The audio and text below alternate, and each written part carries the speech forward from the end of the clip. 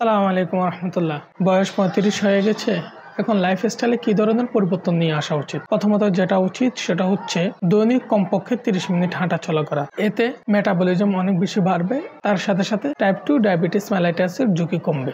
দ্বিতীয় যে জিনিসটি করতে পারেন, প্রক্রিয়াজাত খাবার যেটিকে আমরা ফাস্ট ফুড বলে থাকি, এছাড়াও অতিরিক্ত চিনি সমৃদ্ধ যে সমস্ত খাবার আছে এগুলোকে এড়িয়ে চলবে। দৈনিক কমপক্ষে 7 থেকে 8 ঘন্টা নিশ্চিন্তে গভীর একটু ঘুম দিবেন। এটি না হলে কর্টিসল বাড়বে। কর্টিসল বাড়ার সাথে সাথে শরীরে বিভিন্ন প্রকার ইনফ্লামেশন, ক্যান্সার সেল তৈরি হওয়া ইত্যাদির প্রবণতা বেড়ে যাবে। তার সাথে সাথে প্রেসারের ঝুঁকি, ওজন বেড়ে যাওয়া এবং অন্যান্য বিভিন্ন সমস্যার সম্মুখীন হবে। বয়স বাড়ার সাথে সাথে সবচেয়ে যে জিনিসটি প্রয়োজন সেটি হচ্ছে মানসিক প্রশান্তি। মানসিক প্রশান্তি যদি নিশ্চিত না হয়, সেই ক্ষেত্রে কর্টিসলের পরিমাণ বাড়ে। কর্টিসলের পরিমাণ যদি বাড়ে, তখন সহজে বিভিন্ন প্রকার রোগব্যাধিতে আক্রান্ত হওয়ার প্রবণতা বেড়ে যায়। যদি কর্টিসল কমিয়ে দেওয়া যায়, তাহলে শারীরিক স্বাস্থ্য তার সাথে সাথে মানসিক স্বাস্থ্য ভালো থাকে। প্রতিদিন পর্যাপ্ত পরিমাণে ফলমূল এবং শাকসবজি খান। এটিতে অ্যান্টিঅক্সিডেন্ট প্রপার্টিস আছে, যেটি আপনি তারুণ্যকে ধরে রাখবে, তার সাথে সাথে ক্যান্সারের ঝুঁকির প্রবণতা কমিয়ে দিবে। ফলমূল এবং শাকসবজিতে ফাইবার সমৃদ্ধ হওয়ায় এটি আপনার হজমের সমস্যা সহ